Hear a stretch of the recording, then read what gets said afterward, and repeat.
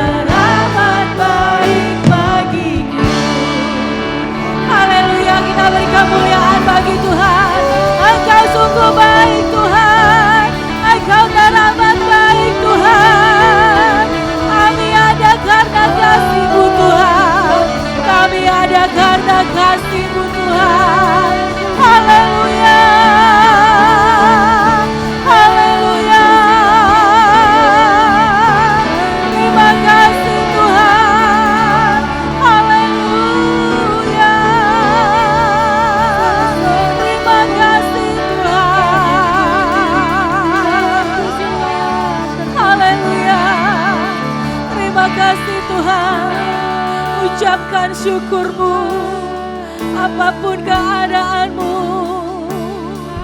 ucapkan syukurmu. Haleluya, Kau Allah yang baik, tiada tandingannya. Haleluya, haleluya. Kami ada karena kasih-Mu Tuhan, kami ada karena berkat-Mu Tuhan. Terima kasih Tuhan. Haleluya, haleluya. Ialah masih, ialah masih. Engkau tiada duanya Tuhan, Engkau tiada duanya Tuhan. Haleluya. Mari kita sembah Dia, sebab kasih-Nya tak pernah habis, kasih-Nya tak pernah berhenti bagi kita semua. Terima kasih Tuhan. Haleluya.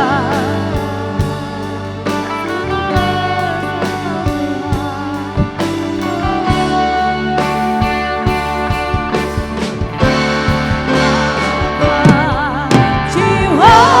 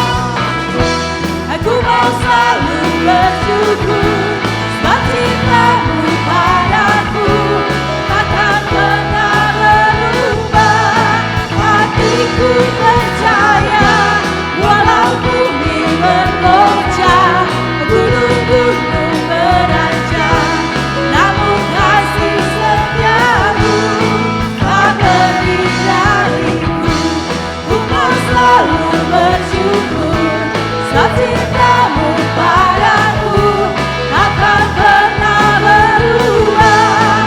Hatiku percaya, walau bumi bergoncang, gunung-gunung beranjak, namun kasih setiamu tak pergi dariku.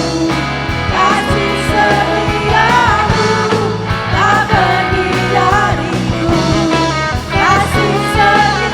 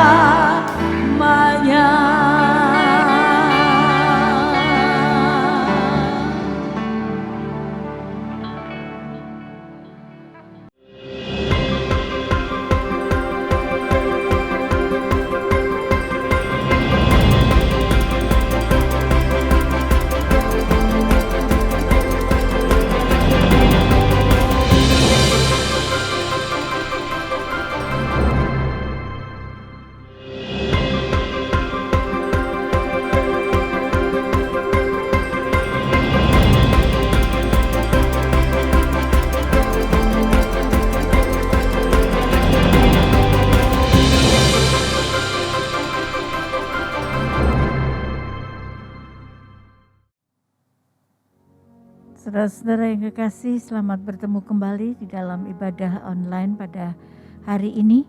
Kiranya kuasa Allah terus menyertai kita dan sukacita terus melimpah dalam hidup kita. Mari kita berdoa sebelum sama-sama mendengarkan firman Tuhan. Tuhan Yesus Bapa kami yang bertahta di dalam kerajaan surga, kiranya kuasa Allah terus menyertai kami, memberi kekuatan kami, tubuh kami boleh sehat, tubuh, jiwa, roh kami, pikiran kami boleh sehat Tuhan. Karena kami mengandalkan Engkau Allah Juru Selamat kami yang hidup. Engkau membentengi dan melindungi kami umat-Mu yang takut akan Engkau, yang percaya sungguh-sungguh kepadamu. Terima kasih Tuhan. Sebentar firman-Mu akan disampaikan. Kiranya biarlah firman-Mu boleh menguatkan hati kami semua. Firman-Mu ini menjadi pegangan dalam hidup kami, dan kami tetap setia selama-lamanya. Seperti Engkau setia selama-lamanya kepada kami. Terima kasih Tuhan Yesus yang baik. Bungkus hamba-Mu dalam kuasa darah anak domba Allah. Dalam nama Tuhan Yesus kami boleh berdoa dan mengucap syukur. Haleluya. Amin. Saudara-saudara yang saya kasih, judul khotbah saya sama dengan bulan yang lalu. Apa yang Tuhan inginkan dengan terjadinya pandemi COVID-19 ini. Saudara-saudara, kalau saudara mengikuti khotbah saya yang bulan lalu, saudara pasti sudah tahu ada 3 hal yang Tuhan inginkan dari kita, yaitu supaya saya dan saudara tidak meremehkan Tuhan, tidak merendahkan Tuhan dengan perbuatan moral yang rendah, dengan melakukan hal-hal yang terserah mau kita. Ini yang membuat Allah murka. Yang kedua, Allah memberi hukuman khusus terhadap mereka yang melakukan dosa supaya mereka sadar dan bertobat. Yang ketiga, Allah memberi peringatan pada kita semua, memberi alarm yang khusus kepada saya dan saudara yang hatinya dipenuhi Roh Kudus hingga peka bahwa ini adalah alarm tentang kedatangan Tuhan Yesus yang kedua kali segera tiba. Karena itu tidak ada anjuran lain dari Tuhan Yesus selain berjaga-jaga dan berhati-hatilah. Saudara, hari ini ada yang keempat. Saya akan meneruskan. Yang diinginkan Tuhan atas kita saudara adalah lagi yang keempat, supaya nilai kehidupan kita sama dengan nilai kehidupan yang diinginkan Tuhan. Nilai kehidupan saya harus sama persis dengan apa yang Tuhan anut, apa yang Tuhan mau. Tentu adanya di dalam kitab suci, di dalam Alkitab.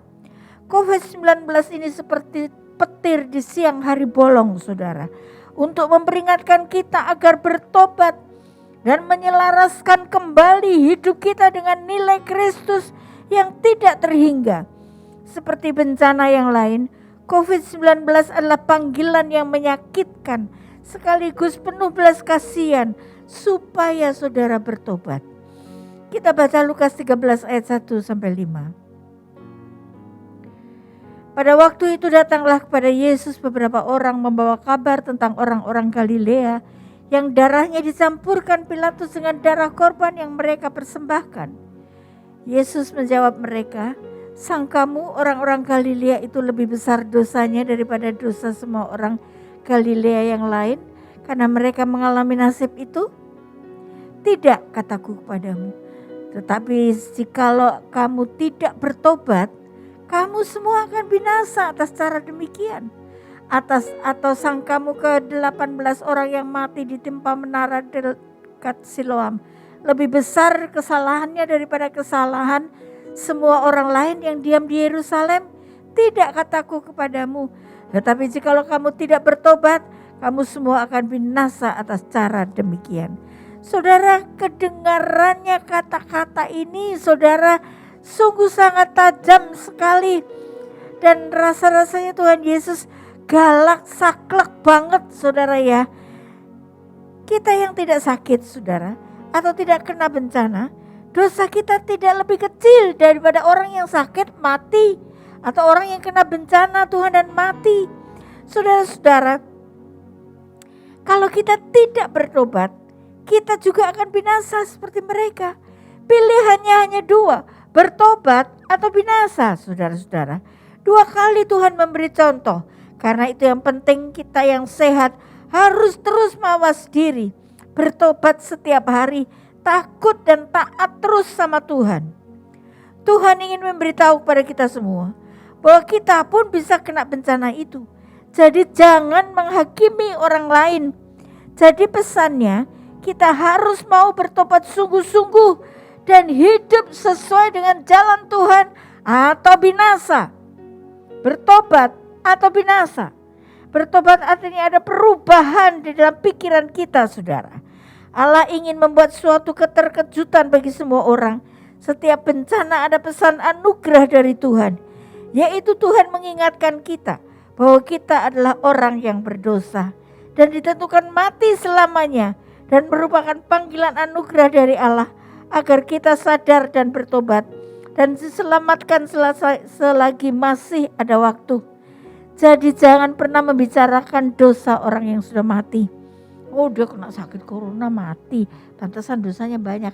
Saudara tidak perlu, karena dosa kita sendiri belum tentu lebih besar, lebih kecil daripada dosa orang yang sakit, daripada dosa orang yang mati kena corona, saudara-saudara. Jadi saudara, pada dasarnya Tuhan ingin mengatakan janganlah membicarakan mengenai orang yang sudah mati. Biarlah kita berbicara mengenai diri kita yang masih hidup ini. Karena yang hidup lebih penting. Yang terjadi pada mereka yang mati tujuannya adalah untuk mengingatkan pada diri kita yang masih hidup ini. Yaitu tentang dosa-dosa kita yang masih hidup, yang masih bisa bertobat. Jadi COVID-19 mengingatkan kita semua untuk bertobat dari dosa-dosa kita. Pertobatan sendiri berarti perubahan dari hati dan pikiran kita. Bukan perubahan sekedar perubahan yang sangat dangkal, saudara-saudara, melainkan suatu perubahan yang mendalam, sehingga kita bisa melihat betapa mulianya Allah kita, dan kita bisa menghargai Allah kita, dan nilai-nilai kehidupan kita selaras dengan nilai-nilai kekristenan kita, sesuai dengan firman Tuhan. Jadi dengan kata lain, pertobatan berarti perubahan dari hati dan pikiran kita. Yang paling mendasar yang dituntut oleh Tuhan dalam pertobatan adalah saya dan saudara kembali bisa menghargai kelakuan saudara, perbuatan saudara, bisa menghargai Allah saudara-saudara sebagai satu-satunya Allah yang maha kuasa. Sehingga kita bisa melihat mulianya Allah kita. Kita bisa menghargai Allah kita. Dan nilai-nilai kehidupan kita selaras dengan nilai-nilai kekristenan kita. Saudara-saudara, jadi maksudnya saudara-saudara, kata lain pertobatan berarti perubahan dari hati dan pikiran kita. Yang paling mendasar yang dituntut oleh Tuhan dalam pertobatan adalah bisa menghargai Allah dengan segala keberadaan kita dan menghargai Yesus lebih dari semua yang kita miliki. Coba dengan cepat kita baca Matius 22 ayat 37 dan Matius 10 ayat 37. Jawab Yesus kepadanya, kasihilah Tuhan Allahmu dengan segenap hatimu dan dengan segenap jiwamu dan dengan segenap akal budimu. Barang siapa mengasihi bapa atau ibunya lebih daripadaku, ia tidak layak bagiku. Dan barang siapa mengasihi anaknya laki-laki atau perempuan lebih daripadaku, ia tidak layak bagiku. Tuhan ingin supaya saya dan saudara fokus nomor satu adalah meninggikan Tuhan. Fokus nomor satu adalah meninggikan Tuhan, menghargai Tuhan lebih dari segala yang kita punyai, saudara. Mengapa Yesus seperti mengancam kita? Kalau tidak bertobat pasti binasa. Karena Yesus tahu persis kalau manusia ini dibiarkan nyaman, maka manusia akan menukar Allahnya dengan hal-hal yang kurang berharga yang lebih kita cintai. Kita lihat Roma 1:22-23. Roma 1:22. Mereka berbuat seolah-olah mereka penuh hikmat, tetapi mereka telah menjadi bodoh. Mereka menggantikan kemuliaan Allah yang tidak fana dengan gambaran yang mirip dengan manusia yang fana. Binatang-binatang yang berkaki 4 atau binatang-binatang yang menjalar. Saudara, orang yang tidak mengerti akan kuasa Allah yang maha tinggi, kemuliaan Allah yang maha tinggi, dia akan mengganti Allah yang hebat itu, Allah yang tidak fana dengan gambaran yang mirip manusia yang fana, dengan gambar-gambar burung dan binatang-binatang mereka menyembah, saudara-saudara. Itu adalah salah di hadapan Tuhan, hingga kita semua kurang menginginkan Yesus. Sehingga kalau fokus kita beralih, kita kurang menghargai Allah, Kita akan lebih menghargai uang kita. Kita akan lebih menghargai kesehatan kita. Kita akan lebih menghargai harta kita, milik kita, saudara-saudara. Hingga nilai Yesus yang tak terhingga itu akan kita abaikan. Pertobatan juga berarti bangkit dari keputusasaan, sedih yang berlebihan, dan lebih menghargai Kristus dari yang lain. Kita bisa mempunyai pengalaman melihat, menikmati, dan membagikan nilai, keindahan, dan keagungan Tuhan, dan mengalami sukacita yang sesungguhnya yang Tuhan anugerahkan pada kita, dan kita bisa bagikan kepada orang lain. Saudara-saudara, kalau saya dan saudara senantiasa ingat akan kemuliaan Allah, kita bertobat dan sungguh-sungguh fokus pada cinta Tuhan kepada kita, maka kita akan bisa melihat, menikmati, bahkan membagikan sukacita itu kepada orang lain, saudara-saudara. Membagikan keagungan, membagikan nilai dan keindahan Allah itu kepada orang lain, sehingga sukacita itu dapat dibagikan kepada orang lain. Melalui COVID-19 yang menyakitkan ini, Allah ingin menyadarkan kita semua bahwa tidak satu hal pun di dunia ini yang bisa membuat kita aman dan puas. Yang kita temukan hanya di dalam nilai dan kemuliaan Yesus yang tak terhingga. Di dalam dunia ini tidak ada yang bisa membuat kita aman. Saudara mau kemana, saudara? Baru keluar sebentar saja, kita harus pakai masker, harus pakai face shield, ya. Pak Dujo kalau praktek itu pakai topi, saudara ya. Susternya kasih APD itu ya, saudara ya. Saking takutnya ketularan, saudara. Jadi tidak ada tempat yang aman. Tidak ada tempat yang buat saya dan saudara puas dalam hidup ini, saudara-saudara. Dan pandemi virus corona ini membuat semua kehilangan kebebasan. Baik pergerakan diri kita, bisnis kita, sekolah kita, relasi bertatap muka. Hingga semua keterbatasan itu membuat keamanan dan kenyamanan kita terampas. Bahkan bisa-bisa kalau kita tidak hati-hati dan berjaga-jaga, nyawa kita juga terampas. Ini semua terjadi pasti seizin Tuhan. Jadi pasti ada tujuan yang mulia dari Tuhan, yaitu supaya saya dan saudara sadar dan menaruh harapan dan bersandar hanya pada Tuhan Yesus saja. Sehingga sukacita yang sejati dari Tuhan berikan akan terpancar terus di tengah penderitaan ini. Meskipun di tengah penderitaan ini, saudara-saudara, semua serba terbatas. Penghasilan berkurang, banyak orang yang di PHK, saudara. Banyak orang yang tidak mempunyai uang atau kekurangan uang. Tetapi saudara-saudara, ingat baik-baik, kalau kita fokus pada Tuhan, kita bersandar terus pada Tuhan, maka sukacita itu akan terpancar terus di dalam hati kita. Kita baca 2 Korintus 1 ayat 8-9. Sebab kami mau, saudara-saudara, supaya kamu tahu akan penderitaan yang kami alami di Asia Kecil. Beban yang ditanggungkan atas kami adalah begitu besar dan begitu berat, sehingga kami telah putus asa juga akan hidup kami. Bahkan kami merasa seolah-olah kami telah dijatuhi hukuman mati. Tetapi hal itu terjadi supaya kami jangan menaruh kepercayaan pada diri kami sendiri, tetapi hanya kepada Allah yang membangkitkan orang-orang mati. Luar biasa. Rasul Paulus ini dalam pelayanannya sudah mengalami penderitaan yang hebat. Dia mengingatkan semua itu diizinkan Tuhan, supaya kita jangan menaruh kepercayaan pada diri kita sendiri, tetapi hanya kepada Allah yang membangkitkan orang mati. Saudara, jelas di tengah penderitaan Paulus mengabarkan Injil di Asia Kecil, dia pun sempat putus asa. Tapi dia sadar bahwa penderitaan ini pun diizinkan Tuhan, karena Tuhan mempunyai tujuan yang lebih mulia daripada apa yang dipikirkan Rasul Paulus, supaya Paulus terus bersandar kepada Tuhan hingga kemuliaan Allah makin nyata dalam pelayanannya. Virus corona ini memberi pesan pada kita, berhentilah menaruh kepercayaan kepada diri sendiri. Berhentilah menaruh kepercayaan pada diri sendiri. Bertobatlah dan kembali pada kemuliaan Allah sebagai satu-satunya yang kita andalkan. Virus corona mengajak kita untuk menjadikan Allah sebagai satu-satunya realitas dalam hidup kita yang terpenting, yang tertinggi, hingga hidup kita tergantung full kepadanya, lebih dari nafas kita. Hidup kita dalam virus corona ini, saudara-saudara, Tuhan lebih penting dari nafas kita. Kalau kita sakit, nafas kita bisa berhenti, saudara. Tidak bisa bernafas sendiri. Pakai alat bantu nafas seringkali tidak menolong, saudara. Karena begitu beratnya virus corona ini mempengaruhi paru-paru, sehingga paru-paru itu menjadi lumpuh, saudara-saudara.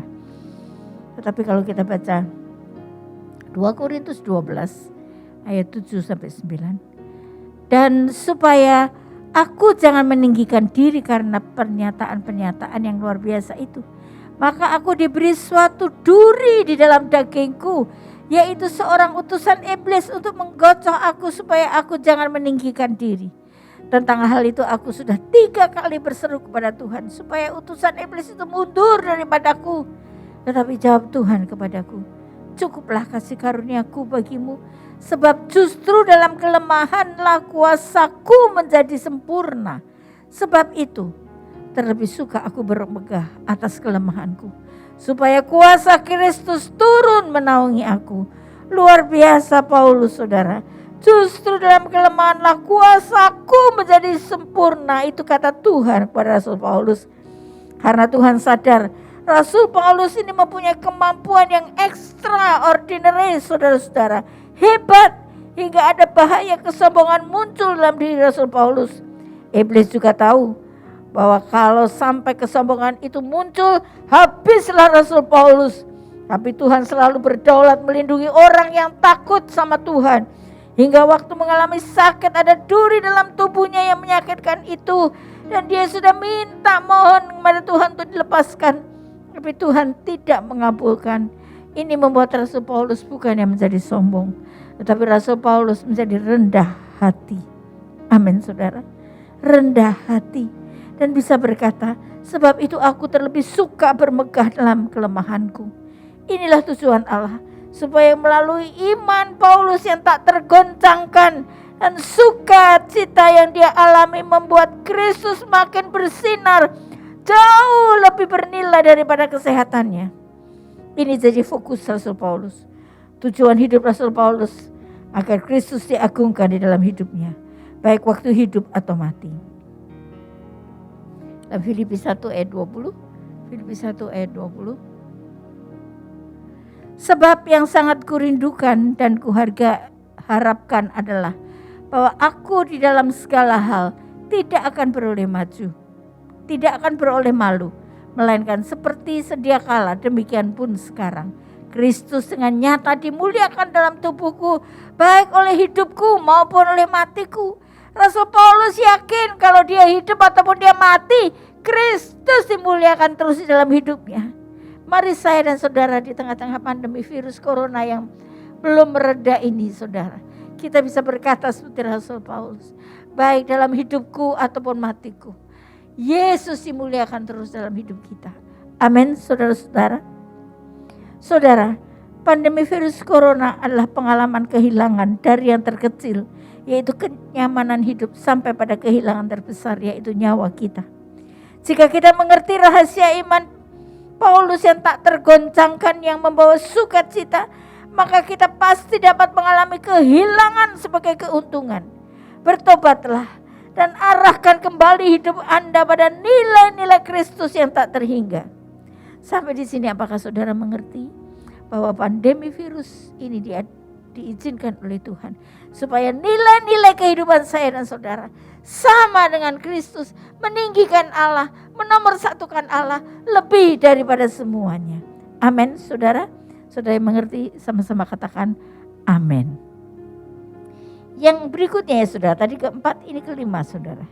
Yang Allah inginkan pada pandemi ini adalah melakukan perbuatan baik kepada orang lain walaupun di tengah bahaya. Seringkali kalau kita mau menolong orang kan pilih-pilih aman gak ya, aman gak ya. Di daerah situ aman gak gitu ya. Saya kalau misalnya saya mau membagi sesuatu begitu, saya suruh aja Cucu dulu. Cuk, kunjungi dulu Cuk, daerah itu aman atau tidak gitu ya.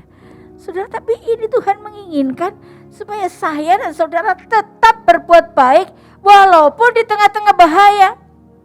Saudara, virus corona adalah panggilan Allah pada kita umatnya untuk mengatasi ketakutan dan kecenderungan untuk mengasihani diri sendiri dan dengan berani melakukan perbuatan kasih yang memuliakan Allah. Kita baca Matius 5 ayat 16. Demikianlah hendaknya terangmu bercahaya di depan orang, supaya mereka melihat perbuatanmu yang baik dan memuliakan Bapakmu yang di surga. Saudara, yang sering tidak kita sadari adalah bahwa kita ini bukan jadi garam saja. Saya paling suka garam, makan jambu pakai garam, makan tahu pakai garam, semua pakai garam. Tapi bukan sekedar rasa garam saja yang asin, tetapi harus lebih asin, saudara. Garamnya harus pada waktu saudara berbuat baik, pada waktu bahaya, itu garamnya akan terasa lebih asin. Terangnya akan lebih cemerlang lagi, saudara-saudara. Itu yang harus kita sadari bila kita melakukan perbuatan baik di tengah penderitaan orang lain. Matius 5, 11, 12. Berbahagialah kamu jika karena aku kamu dicela dan dianiaya, dan kepadamu difitnahkan segala yang jahat. Bersukacitalah dan bergembiralah, karena upahmu besar di surga. Sebab demikian juga telah dianiaya nabi-nabi sebelum kamu. Dilanjutkan ayat yang ke-13 dan 16. Kamu adalah garam dunia. Jika garam itu menjadi tawar, dengan apakah ia diasinkan? Tidak ada lagi gunanya selain dibuang dan diinjak orang. Kamu adalah terang dunia. Kota yang terletak di atas gunung tidak mungkin tersembunyi. Lagi pula orang tidak menyalakan pelita lalu meletakkannya di bawah gantang, melainkan di atas kaki dian sehingga menerangi semua orang di dalam rumah itu. Demikianlah hendaknya terangmu bercahaya di depan orang, supaya mereka melihat perbuatanmu yang baik dan memuliakan Bapakmu yang di surga. Saudara-saudara, sekedar berbuat baik, hanya sekedar berbuat baik saja, tidak bisa menimbulkan aroma yang lebih tercium oleh orang lain. Tidak bisa menimbulkan terang yang lebih berkilau yang bisa dilihat orang dari jauh, saudara-saudara. Tapi kalau dilakukan di tengah-tengah bahaya, maka akan nampak bahwa garam yang kita taburkan itu lebih asin rasanya daripada yang lain. Dan lebih cemerlang terang itu hingga orang tahu siapakah kita. Siapakah kita yang menjadi garam dan terang, anak-anak Allah. Amin, saudara. Saudara, pengharapan kepada Allah melampaui kematian akan memampukan kita berbuat yang baik yang tidak mengharapkan upah di dunia ini. Saya akan ulangi, saudara. Pengharapan kepada Allah yang melampaui kematian, saudara-saudara, akan memampukan kita berbuat yang baik yang tidak mengharapkan upah di dunia ini. Upah kita akan kita dapat pada waktu kebangkitan orang-orang benar. Kita baca Lukas 14, 13-14. Tetapi apabila engkau mengadakan perjamuan, undanglah orang-orang miskin, orang-orang cacat, orang-orang lumpuh, dan orang-orang buta. Dan engkau akan berbahagia, karena mereka tidak mempunyai apa-apa untuk membalasnya kepadamu. Sebab engkau akan mendapat balasannya pada hari kebangkitan orang-orang benar. Saudara yang menabur benih, saudara yang bagi berkat bagi banyak orang, saudara-saudara, di tengah-tengah bahaya ini, jangan mengharap upah sekarang ini. Tapi nanti upahmu, saudara, mendapat balasnya pada hari kebangkitan orang benar. Pada waktu Yesus datang yang kedua kali, saya dan saudara akan terangkat sebagai pengantin perempuan yang menyambut kedatangan mempelai pria kita, yaitu Yesus sendiri.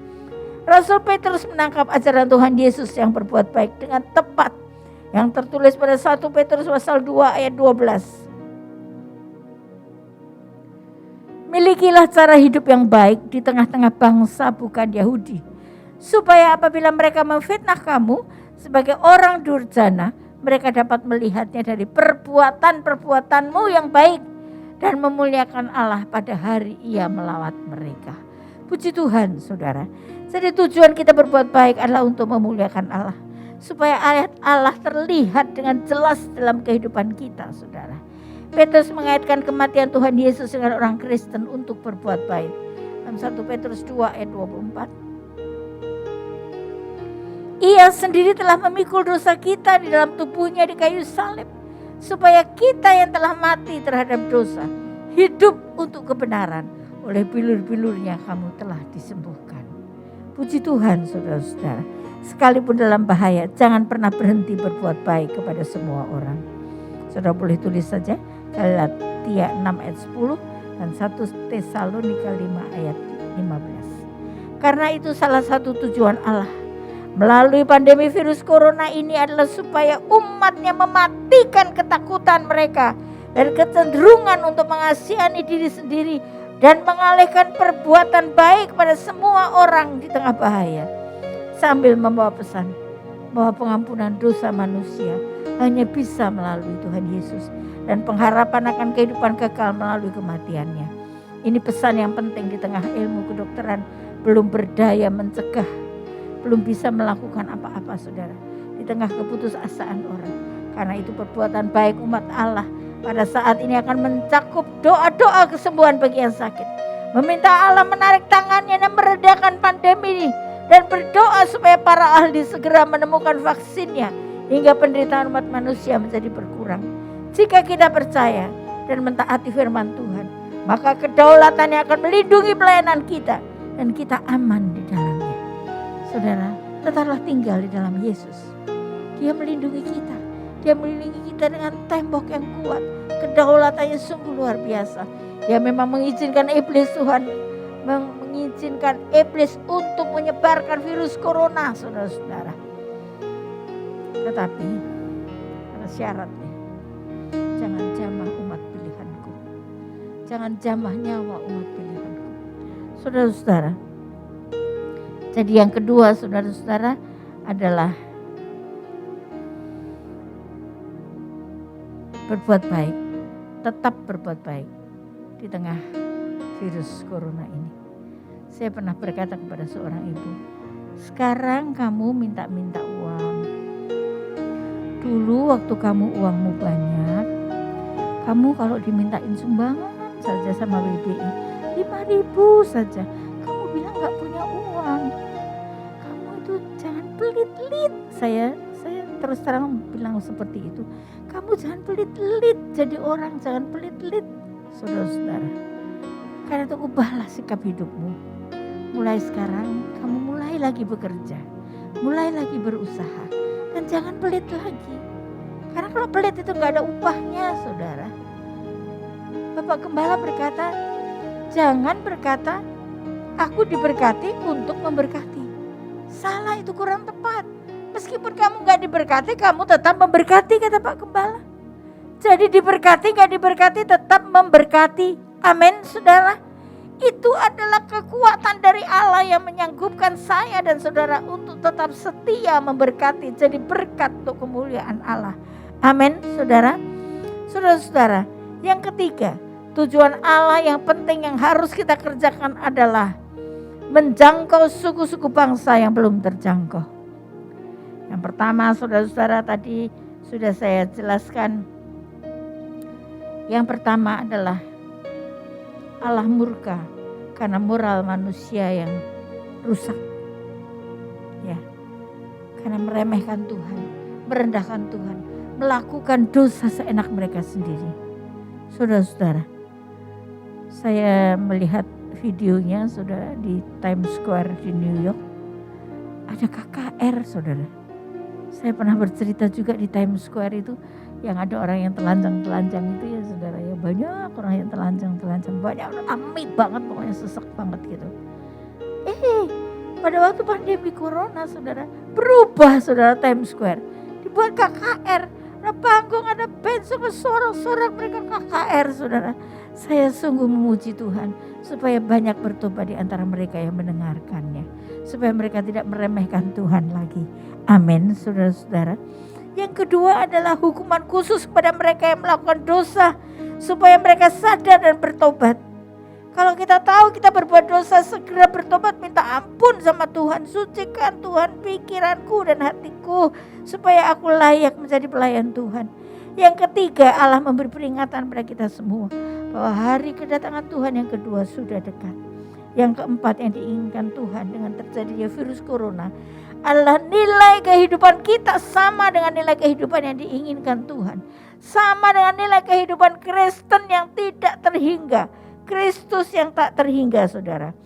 Yang ketiga, yang keempat saudara, yang kelima sekarang, tetap berbuat baik meskipun di tengah-tengah bahaya. Yang keenam saudara, menjangkau jiwa di tempat suku-suku yang belum terjangkau. Amin saudara. Menjangkau suku-suku bangsa yang belum terjangkau. Saudara, yang keenam ini saudara, ada virus harus tetap kita kerjakan. Tidak ada virus pun kita harus berjuang kabarkan Injil.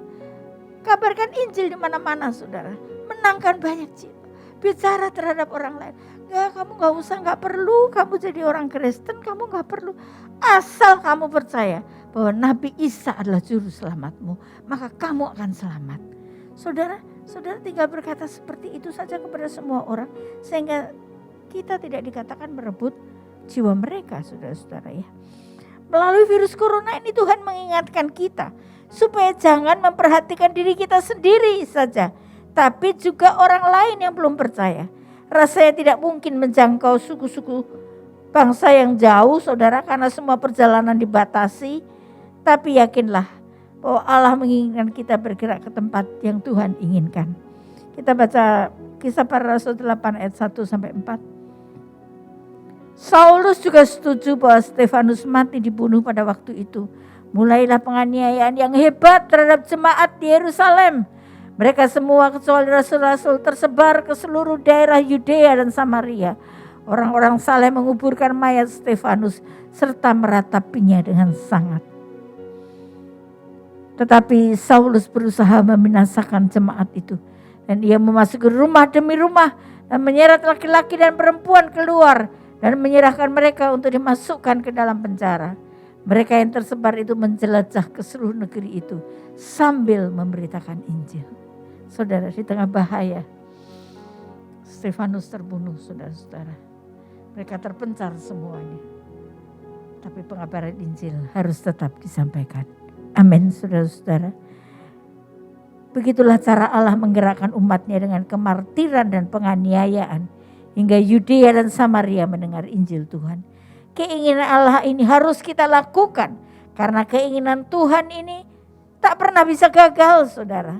Allah sutradaranya, kita pemain-pemainnya yang harus ikuti kemauan sutradara kita. Menjangkau jiwa ini kita harus lakukan seumur hidup kita. Ada nggak ada corona, harus tetap menjalankan penginjilan. Amin, saudara. Saudara siap melakukannya? Virus corona ini menjadi cara Allah. Dengan cakupan dan keseriusan, cakupan wabah pandemi ini sangat besar. Dan yang disia-siakan itu adalah rencana Allah. Dan jangan disia-siakan rencana Allah supaya kita menjangkau penginjilan secara global. Rencana Allah adalah dengan adanya virus corona ini, makin banyak lagi orang yang bisa dijangkau. Amin, saudara. Virus corona ini menjadi cara Allah untuk menjangkau banyak jiwa. Yesus tidak ingin mencurahkan darahnya secara sia-sia.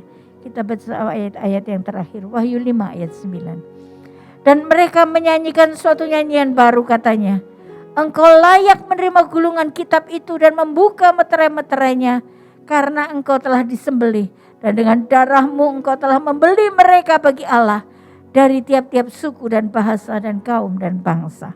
Puji Tuhan, Ia menebus mereka bagi Allah dari tiap-tiap suku dan bahasa dan kaum dan bangsa. Semua orang di muka bumi ini Tuhan ingin selamatkan, saudara. Ia akan mendapat upah atas penderitaannya. Dan dengan adanya pandemi virus corona ini akan bisa menuntaskan amanat agung. Jadikanlah semua bangsa muridku. Banyak orang akan bertobat. Saya sangat berharap setiap saudara bisa mengadakan penginjilan di antara teman, di dalam rumah, di antara keluarga, saling menguatkan satu dengan yang lain, sehingga iman kita tidak tergoncang, iman kita tidak putus asa, sehingga kita bisa berkata, apa Tuhan ada ya? Kok sampai virus corona ini demikian? Sudah turun di Indonesia, tahu-tahu naik lagi, saudara. Sehingga satu hari bisa 2.000 lebih. Sudah luar biasa. Jangan main-main dengan virus corona, saudara. Berhati-hatilah. Tapi juga jangan takut berlebihan. karena itu yang dikehendaki oleh Tuhan. Kiranya Tuhan memberkati kita semua, dan kita makin hari makin tahu bahwa virus corona ini tidak membawa petaka bagi kita, tetapi membawa kita dekat dengan Tuhan, membawa kita lebih memuliakan Allah kita, meninggikan Dia yang maha tinggi. Kiranya Tuhan memberkati kita semua. Mari kita berdoa. Tuhan Bapa kami yang bertahta dalam kerajaan surga, sungguh mulia Tuhan, Engkau Allahku yang maha tinggi, yang tidak ada taranya. Tuhan, Kau melihat kami semua yang sedang mengikuti ibadah pada hari ini Tuhan. Engkau tolong kami semua Tuhan. Kalau ada yang sakit, Engkau jamah sembuhkan Tuhan. Engkau jamah dan sembuhkan Tuhan, sehingga mereka boleh sembuh sehat kembali, dan boleh dengan kuat melayani Engkau. Tuhan, kalau ada yang bimbang hatinya, bimbang imannya, oh berikanlah sukacita seperti Rasul Paulus, imannya tidak tergoncangkan, sehingga dia dapat membagikan sukacita kepada semua orang. Nama-Mu dipermuliakan. Tuhan, Tuhan Allah yang maha baik, berikanlah belas kasihan-Mu kepada kami umat manusia. Ampunilah segala dosa kami ya Tuhan. Redakanlah amarah-Mu, redakanlah amarah-Mu, dan berikanlah kepada kami jalan keluar, supaya virus corona ini Tuhan dapat mati Tuhan, sehingga kami semua dapat sehat kembali. Nama-Mu dipermuliakan. Hanya Engkau saja yang bisa melakukannya. Hanya Engkau saja yang bisa melakukannya. Engkau berkati umat-Mu yang sudah mendengarkan firman Tuhan di rumah, di mana-mana Tuhan. Kiranya Engkau memberkati mereka. Oh Tuhan, terima kasih. Allah yang maha besar, Allah yang maha kuasa. Kalau ada mereka yang belum percaya, kiranya jambahkan tangan-Mu, supaya mereka boleh percaya bahwa Yesus Juru Selamat kita adalah Allah yang hidup, yang tak pernah meninggalkan kami. Kedaulatan-Mu sungguh luar biasa, dan itulah andalan kami orang yang percaya. Terima kasih Tuhan Yesus. Ampuni segala salah dan kurang kami. Engkau berkati pelayan-pelayan-Mu, tim media yang sudah setia Tuhan melayani. Kiranya berkat Allah boleh berlimpah-limpah dalam hidup mereka. Terima kasih Tuhan. Hanya dalam nama Tuhan Yesus kami boleh berdoa dan mengucap syukur. Haleluya. Amin.